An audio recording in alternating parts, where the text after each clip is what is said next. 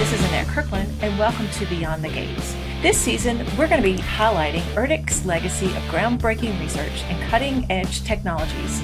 Join us as we explore how innovation continues to drive progress in military and civil works missions.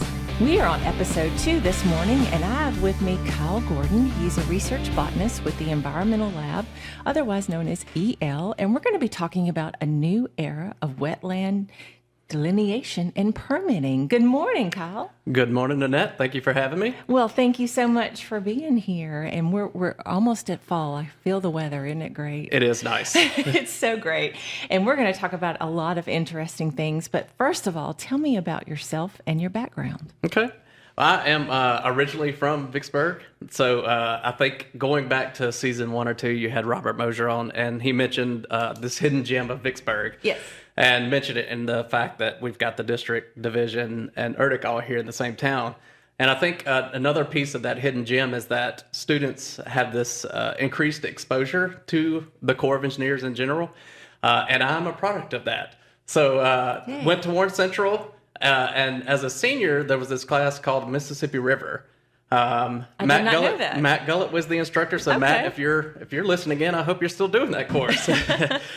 So as part of that course, they brought in instructors from ERDC, the district, and the division to give these seniors exposure to what actually is happening inside the gates within all of these Corps of Engineers offices. Okay. So that was, even growing up here, you always heard of what the Corps of Engineers did, but that was my kind of first exposure to what the Corps of Engineers actually does.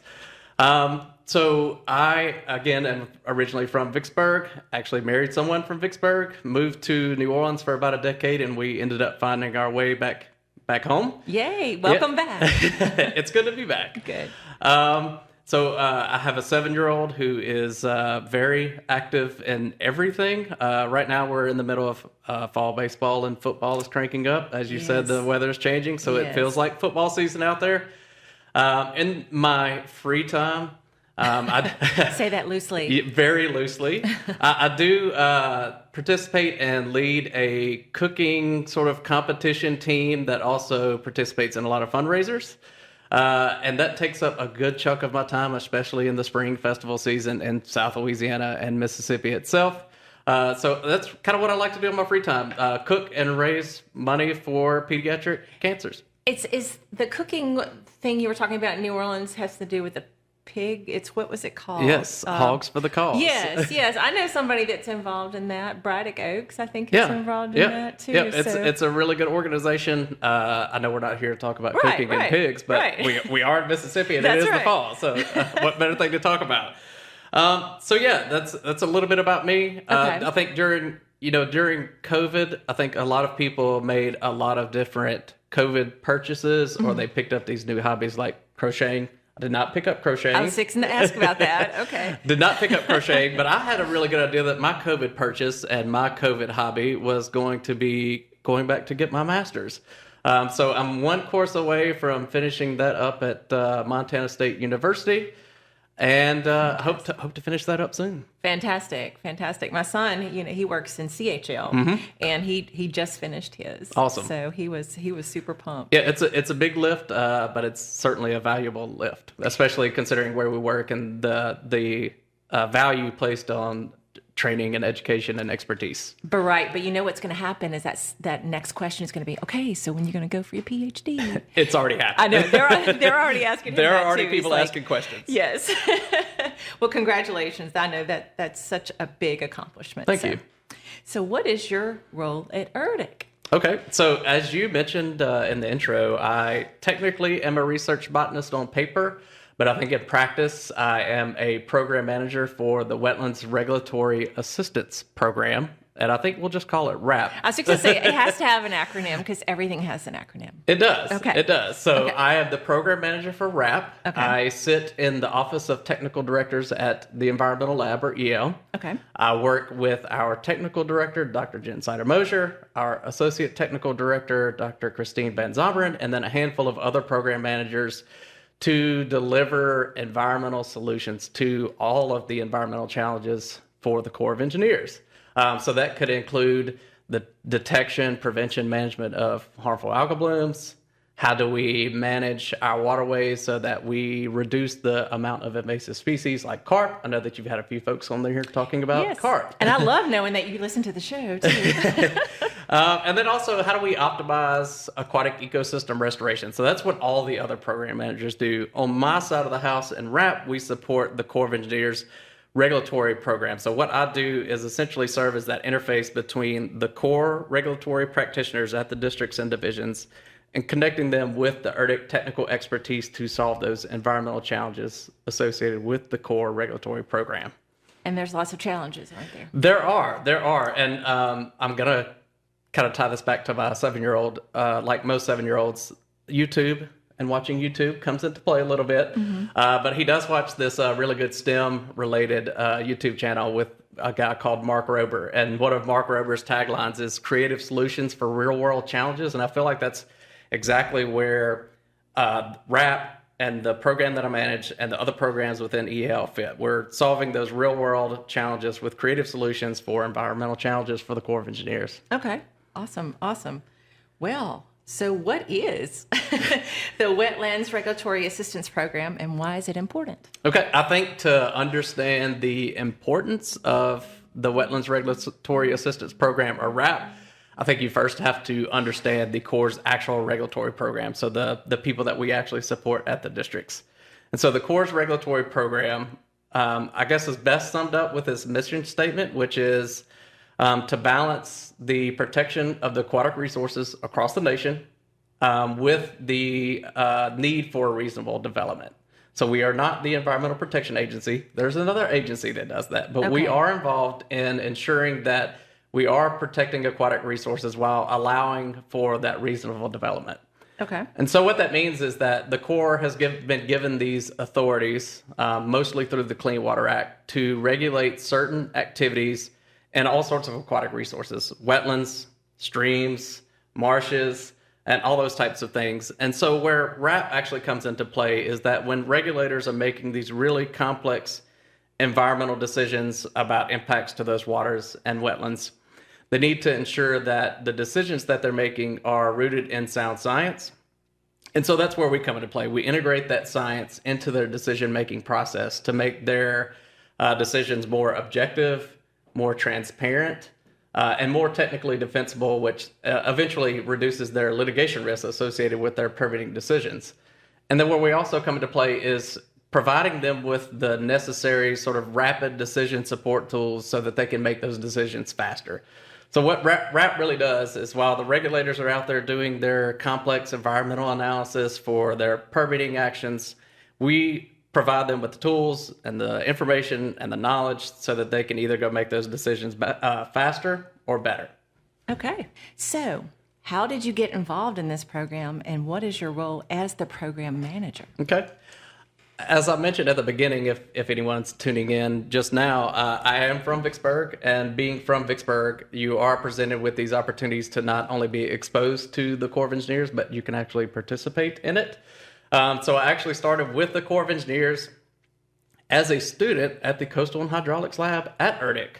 After that, I went on to Mississippi State, majored in biological sciences, thinking that I was going to be pre-med or pre-vet, and I think Audrey Harrison mentioned that that's kind of how she got into biology. Right, she did. And then very similar to her, while in that program, thinking I'm going to be a veterinarian or a doctor, I got exposed to a couple of different plant ecology courses with Dr. Gary Irvin at Mississippi State, and it kind of turned me on to the fact that maybe I don't have to go be a doctor or a veterinarian. I can use this degree to participate in natural resources or do other things related to the environmental sciences and not necessarily have to focus on that sort of pre-med, pre-vet track.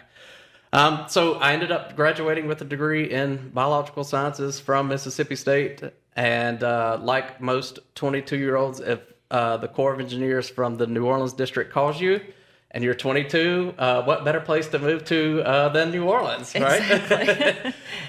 So moved to New Orleans, actually working for the Corps of Engineers, working in the regulatory program, which I currently support on the research and development side. So I worked with them 8 or 9 years, and then got the chance to come back to Mississippi working for the Mississippi Valley Division Office, which is just right down the street from where we're recording now, as their regulatory appeals review officer. So reviewing all of those appeal decisions where the Corps rendered this decision, said, applicant, here's our decision, and the applicant said, well, we don't really agree with that. So then they could have this sort of appeals process.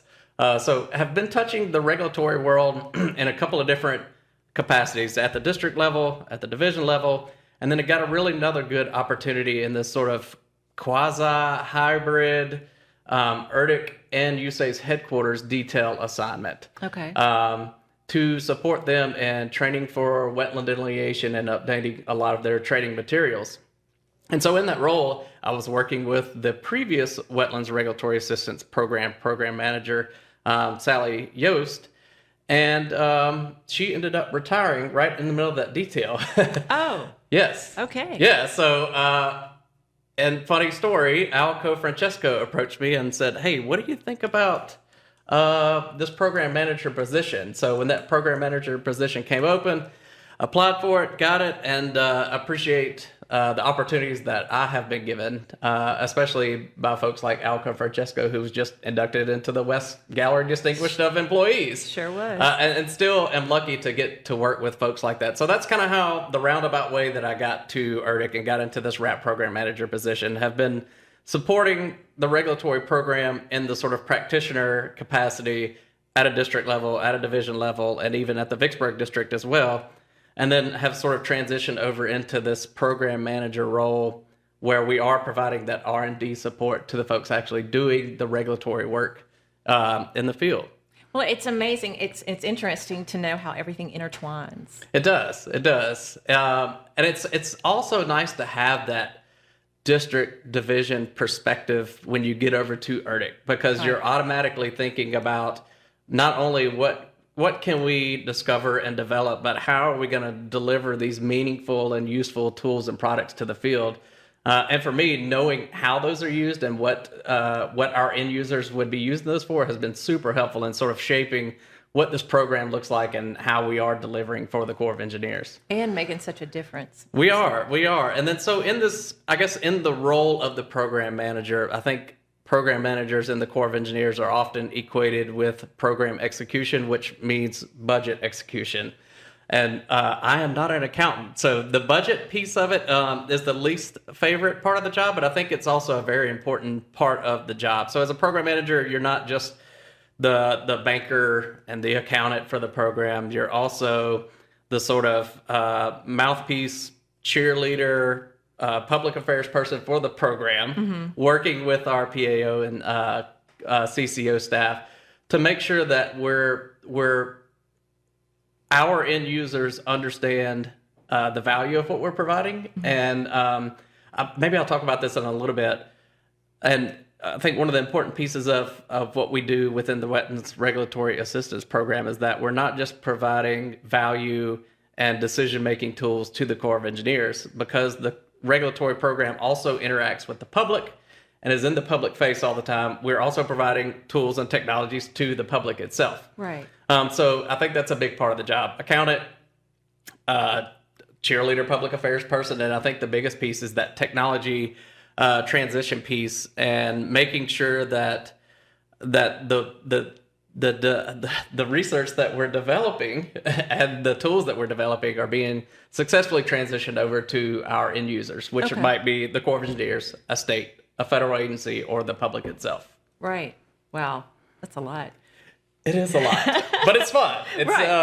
I can tell it's fun. It is fun, and I think that's one of the cool things about ERDIC is that you are presented with these challenging problems, and you have to find a solution, and often you have to work with your partners to find that solution. So teamwork makes the dream work. It does. Well, this year we're celebrating how the labs came together 25 years ago to form one ERDIC, one organization of experts across multiple disciplines. You're with the environmental lab, but how have other labs and partners collaborated on this effort? Yeah, that's a really good point. Although I do physically sit in the environmental lab, I think I have my hands on almost all the labs. And in fact, in the 4 years that I've been here, we have had at least some work in all 7 of the ERDIC labs. And I think that's a sort of a testament to not only the technical expertise and the diversity of expertise that we have at ERDIC, but the diversity of technical challenges that the regulatory program faces in their day-to-day job. So not only do they have to be at the district or division level implementing the core regulatory program, not only do they have to be experts in identifying wetlands and wetland ecology or stream ecology or coastal ecology, they also have to be experts in stream restoration and cultural resources and endangered species. So there's all these other complex parts that play into this. And so their diversity of technical challenges definitely needs that diversity of technical expertise that ERDIC is able to offer. So we've got a couple of ongoing collaborations between a couple of different labs. We've got the environmental lab and the cold regions research and engineering lab, CORREL. That was a mouthful. Yeah, you have to think about, each time I say it, I have to think about what each of those acronym letters stand for. I do too. I'm glad to know I'm not the only one. So yeah, we've got EL and CORREL working on some really cool projects on the National Wetland Plant List, which is a list of wetland plants and their estimated frequency of occurrence in wetlands, and that's used to inform a wetland delineation decision-making process. Okay. So we've got them working on that. We've got CHL and GRL also working with NOAA to develop these hydrologic and climatic tools that regulatory decision makers can use to make those decisions faster or better. Mm-hmm. We also are participating in some technology transfer and training that CHL and EL are leading. We're taking the show on the road to the districts and teaching them about stream restoration, stream compensatory mitigation, how they might better assess the condition or the functions of those streams, how they might review stream restoration projects better, how they might monitor those better to ensure that those stream restoration projects are actually successful. And then we also have one of the bigger things that came out within the program this year was the National Ordinary High Watermark Manual. Maybe I'll give you a little bit of history on the Ordinary High Water Mark. It's been a regulatory term that has been around since the late 1800s, but has never been defined scientifically. It literally only existed in regulation. So what we were asked to do a few years ago by our core headquarters was, okay, we've got this regulatory definition. We don't know exactly what it means. ERDIC, can you help us decide what this actually means and provide us with this field manual that we can turn over to the districts and to the public, so that when they identify the ordinary high water mark of a stream, which defines the extent of the Corps' jurisdiction under the Clean Water Act, can you help us create this manual? So we created the manual. We released it as an interim draft version back in December. And that is an ongoing collaboration between CORREL, CHL, and I think one of the really important things, too, is that we've been collaborating with our partners at EPA. And we have also included district partners in the entire process, again, to make sure that this manual that we're producing and we're trying to define this regulatory term, when we turn it over to the districts, it's something that they can actually use and will be beneficial in their day-to-day jobs. That's fantastic. It is. And then I guess one more quick example of collaboration, too, is I just mentioned a collaboration with the districts. Another really good collaboration with a district partner out of the Detroit district, Mr. Nathan Scholes, is I guess about in 2014, we started working with Nathan in the Detroit district to develop these automated wetland determination data sheets that is this rapid decision support tool that supports regulators in identifying and delineating the extent of wetlands, so that they can then go on and decide what sort of impacts to those wetlands are. Okay. What are the benefits of using automated wetland determination data sheets? I was like, okay, let me say it all. Or ADS for wetland delineation and permitting. Yeah, I was going to say that's one where the acronym really helps out. Yes. If I said ADS, they would not know what I was talking That's about. That's correct. So yeah, I think before we get into what the automated wetland determination data sheet is, maybe we should talk about what wetland delineation is and how that fits into the core permitting evaluation process. So back when the Clean Water Act was started, we're going to go way back to 1977. The Clean Water Act was enacted to protect the nation's aquatic resources, including wetlands and waters. And at that time, I think you and I could probably go outside and identify a cypress swamp as a wetland, or we could drive down to the Mississippi coast and look at the marshes The obvious. on the Pascagoula River and Right. say, hey, that's a wetland. Right. But the definition of a wetland means that there are certain types of wetlands that maybe don't look like wetlands at certain times of the year. But we need a mechanism or some guidelines for us to be able to identify that wetland that may not look like a wetland during certain parts of the year. So in 1987, ERDIC, before it was ERDIC, when it was still waterways, Right. the environmental lab developed the Corps of Engineers Wetland Delineation Manual, so that we've got this level playing field. We've got this one guidebook. Everybody knows what a wetland is if they use this guidebook using these indicators that are outlined in the guidebook. We realized sort of in the late 90s that this was a national guidebook, and it worked okay on a national scale, but it really needed to be regionalized because wetlands in Mississippi look totally different than the one or two wetlands that they have in Arizona. So we needed to sort of regionalize this manual into these supplements to that manual. So again, ERDIC came in the sort of mid-2000s to sort of the mid-2010s and developed these regional supplements to the Corps of Engineers Wetland Delineation Manual. That is this more regionalized approach on how you would identify wetlands within certain regions of the country. And then as part of that, we also released these data sheets that would go along with these wetland delineation manuals and these regional supplements to the manuals. And so these data sheets were, mid-2000s, mid-2010s, they were paper copies. Right. And so practitioners, the Corps, the public, would go out into the field with these paper copies. They'd fill out their data sheets, they'd collect all the data they need, they'd enter it, and then they'd have to go back to the office and sort of hand calculate some of the analysis piece of it. Okay. And so the ERDIC and the Detroit District worked together and said, hey, we need to develop something to automate this process. It's taken us a good amount of time to actually get back to the office and do these manual calculations and do these manual interpretations of data. We've got to come up with a way to automate this. And the Detroit District was saying, hey, we'd like to do that too.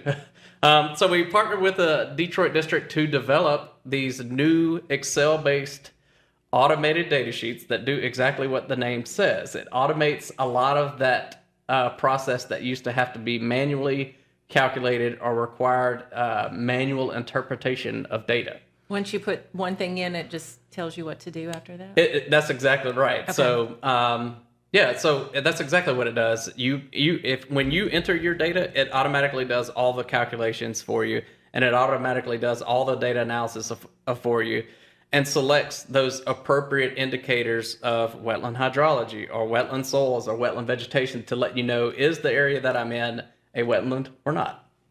That's fantastic. Okay. So how do the ADS work, and what are the technical requirements for using them? So the ADS works from Microsoft Excel, and we chose that Excel-based tool because it is something that is simple to use. Everybody has it. It's something that's easy to use. So the technical requirements are you just have to have Microsoft Excel. And so I think one of the requirements too is that it still does need that accurate data entry. So it only can automate or analyze the data that you enter, and that the integrity of that data needs to be good data. Right. So it still does require that you do enter good data for wetland hydrology, wetland soils, and wetland vegetation. But I think a good thing too is that to be able to do that, we could point back to the regional supplements. They tell you exactly how to collect that data and how to enter that data. So we've already got this sort of guidebook on how to do that. And we also have a guidebook on how you might use the ADS itself and what some of the other technical challenges or requirements might be for the ADS itself. So I think we've kind of overcome some of those technical requirements by making sure that folks have these sort of manuals and guidebooks that they need, and that they have the appropriate training that they need to actually enter that good data into the data sheet itself. Okay. So I understand that sometimes there are errors and delays in the permitting process when it comes to wetland delineation. How does the ADS improve the accuracy and efficiency, and why is that so important? Yeah, so I think the permitting program and the regulatory program in the Corps of Engineers is out in the public, so the public's eyes are always on the Corps of Engineers, especially the regulatory program. And I think one of the first things that folks will say was, well, it takes too long to get a permit. And we just had the Charleston District Commander here at ERDIC, and that was one of the things that he said as a brand new incoming commander.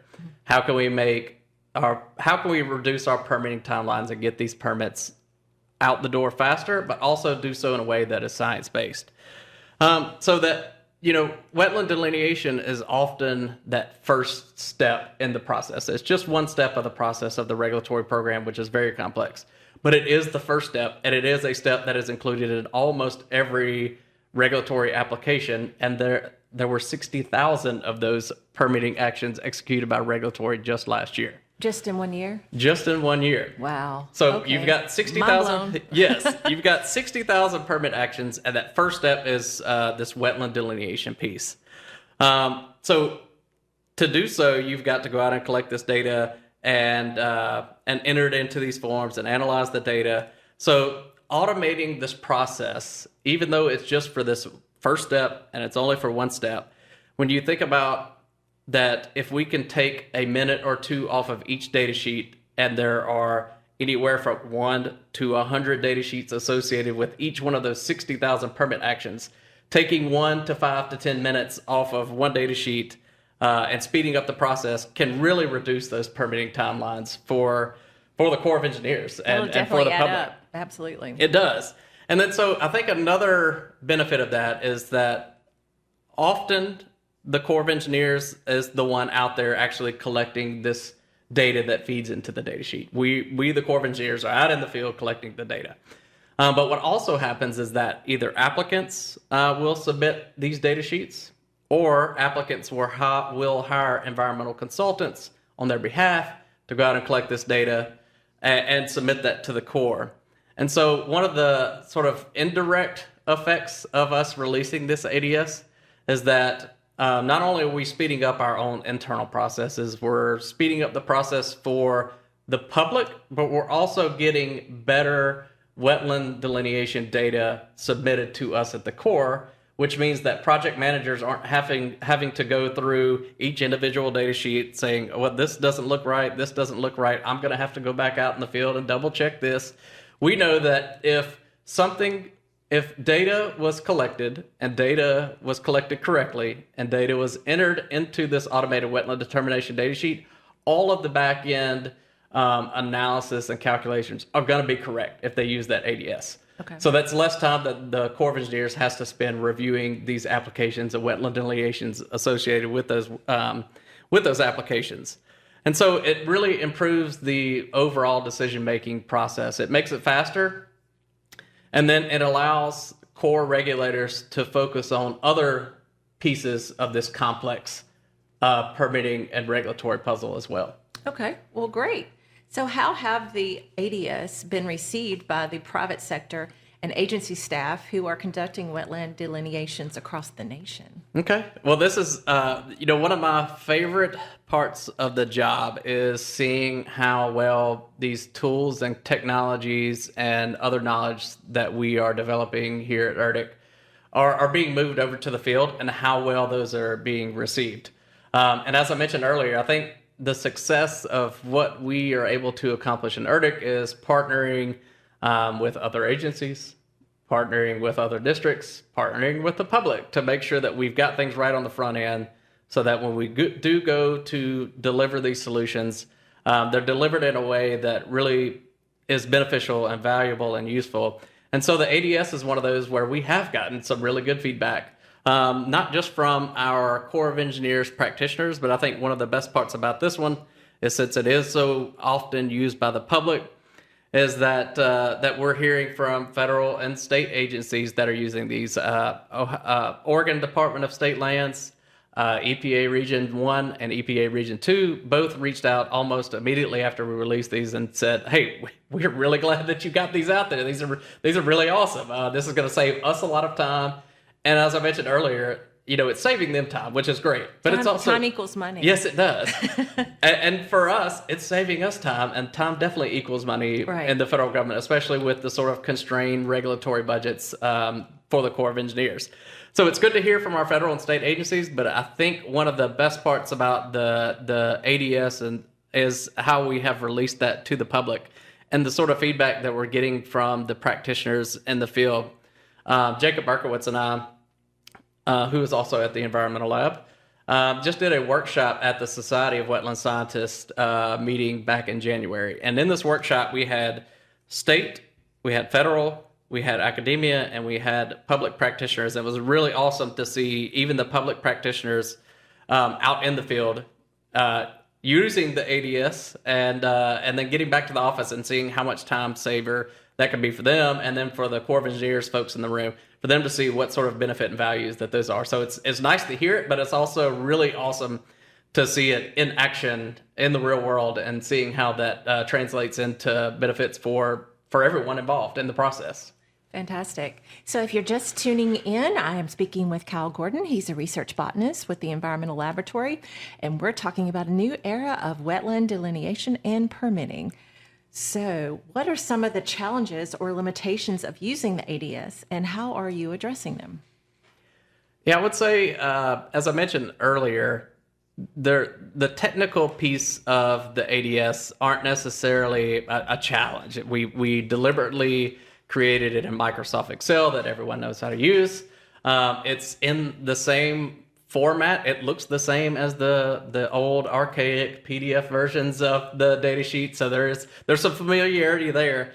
I would say one of the biggest challenges, and I think it's a challenge with any research and development, even outside of ERDIC or the Corps of Engineers, is that researchers, we often focus on, identifying the problem and identifying the solution and coming up with a solution. But I think one of the biggest challenges is, as Dr. Pittman would say, is bridging that valley of death. So okay. Maybe we shouldn't say valley of death. But what often happens is that research falls off into this valley and doesn't get delivered to its end users. So I would say that one of the challenges with this one, as it is with any other R&D project, is making sure that we are having successful technology transition to the Corps and the rest of our partners. Right. And so how do you do that? Well, the first is outreach. So when the automated wetland determination data sheets were released in April of 2022, we worked with ERDIC Public Affairs. We worked with Headquarters Public Affairs to make sure that we got the first step, get the word out, let people know that there's this tool out there. And I think more importantly, letting them know in messaging how valuable this tool is and what benefit it is bringing to them. So that was the first step. It's good to see the definition out there in your face. Correct. And we are fortunate to have folks like you, too, who help share the word, not only through print and social media, but through radio and other avenues and mechanisms for getting the word out, too. Dr. Jacob Berkowitz participated in a couple of different interviews just to make sure that not only did the Corps know that these things were happening and being released to them, but that the public did as well. And I think another piece of that, too, is this sort of initial push for training. So it's good that folks knew that this automated wetland determination data sheet, or ADS, existed. But if they don't know how to use it, that's not going to help them either.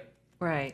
So we partnered with the Society of Wetland Scientists and released, well, we didn't actually release a webinar. We had a live webinar with them. Okay. And it was open to the public, and almost 500 people joined that webinar. So it was really great to see that, not just the number, but the diversity of skill sets, expertise, and where those people were coming from joined that webinar.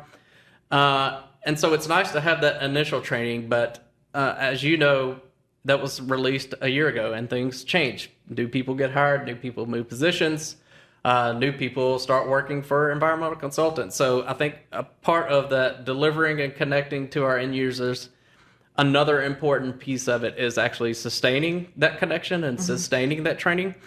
So we've also released some recorded webinars for the automated wetland determination data sheet. Earlier, I mentioned the Ordinary High Watermark Manual, which was another product completely separate from the ADS. But out of those two recorded trainings that we've had and released within the last 6 months, both of those have received a combined 4,500 views. And again, it's really cool to see where this traffic is coming from and then getting that sort of feedback loop from people who view the video and have recommended changes for the ADS or how it might be improved. Right. So that helps with that sustainment piece, making sure people know how to use it, but it also helps in sustaining the product itself and having that feedback from these 4,500 different users of this. And then outside of recorded training, we realized that people like in-person training too. So as I mentioned, Dr. Jacob Berkowitz and I did that wetland delineation workshop where part of the workshop was using the ADS. So making sure that we're still out in the public with all sectors and making sure that they know how to use it.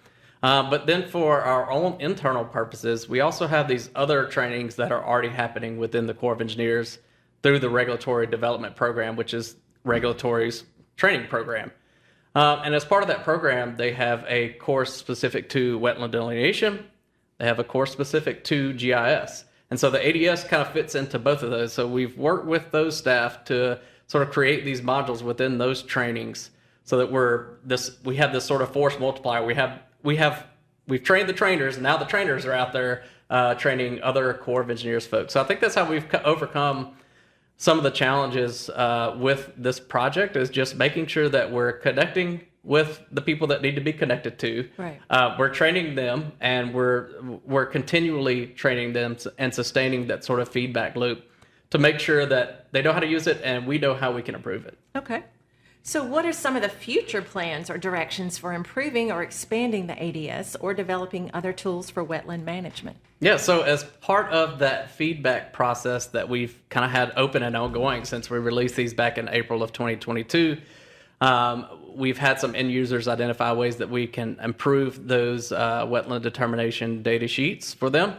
And so we are actually incorporating those into a new release that will be released here in the next few months. That release will also include this other benefit of having the automated wetland determination data sheet. It automatically connects to the National Wetland Plant List and automatically goes out there and gets the wetland indicator status rating for a plant. And maybe I should explain what that means. I'm interested. So the National Wetland Plant List is a list of plants that occur in wetlands, and we assign these indicators of how often it occurs in wetlands. And that's used to define if a piece of property has wetland vegetation on it. So these indicator status ratings sometimes change. The names of plant species can change. Their affinity to wetlands can change. So again, one of the secondary benefits of the ADS is that we can go out and get those changes on the fly and on demand. So this new release of the ADS will also include these new National Wetland Plant List indicator status ratings and these sort of improvements that the Corps and the public have asked for. Also, right after we released these automated wetland determination data sheets to the public and to the Corps, we also released a mobile version of the ADS. Yay. Yeah. That's what everybody has. That's what everybody has and what everybody wants. Right. So as you can imagine, the ADS is built on Microsoft Excel, which means you usually have to lug out a laptop or something like that has Excel on it if you want to use it in the field. So we had a lot of users asking for mobile versions. So at this point, we do have a mobile version released internally to the Corps of Engineers that they can use, and it integrates directly into these enterprise-level GIS tools that they already have. When did this become available? So this was available to internally in April of 2022. So it's something that something new for the Corps of Engineers, and something that we're still we're not beta testing because it's being used, but we are making improvements to it. And I think the big thing too is that not only was the Corps of Engineers asking for mobile versions of this, the public was asking for versions of this. So we are actually currently working with some of our GIS experts and Nathan Scholes from the Detroit district on how we can release this mobile version of the ADS in sort of an app form to the public because it is something that they're asking for, and it's something that would benefit us here at the Corps of Engineers as well. Absolutely. Absolutely. So this has been so very interesting, and I've learned so much. So what would you like listeners to remember from this valuable conversation? Okay. I would say that I think the theme of this show is how ERDIC makes a difference. Mm-hmm. And so I would spin that in a way that not only how ERDIC is making a difference, but how we're making a difference for the Corps of Engineers and how that is making a difference for the public. As I mentioned, the Corps regulatory program is out in the public, permitting impacts to waters, evaluating those impacts to waters and wetlands, streams. And when I say that they're permitting these impacts to wetlands, waters, and streams, we can think about the Mississippi River, which is just right down the street. And you would think, yes, we probably should be evaluating what is happening on the Mississippi River. But the Clean Water Act applies to the entire nation. So it could be maybe a new taco casa needs to go in Vicksburg, and there is a wetland or a stream on the property that that taco casa is proposing to be built on. The Corps has to be out in the public evaluating those. And so anything that we can do at ERDIC to improve the scientific defensibility, enhance the decision-making of the Corps so that they're able to make better decisions and make better decisions faster, I think is a real impact of how ERDIC is supporting the Corps, and that is then translating into benefits for the entire public that is a part of this Clean Water Act permitting evaluation process. I would also, I guess, leave users, listeners, sorry, maybe you are a user of the ADS. They could be users. That is very true. I think I'll tie it back to that 7-year-old YouTube watching video there with Mark Rober, where he did say that we're developing creative solutions for real world challenges. And I would sort of spin that in a way that these are not just real world challenges, but everyday challenges. Right. I mentioned 60,000 permit actions per year. Anything we can do to shave off time or add value to that permitting process for 60,000 permit actions is of real value, and how we're really taking not just ERDIC's research beyond the gates, but literally delivering it to people's backyards or someone's living room or someone's livelihood.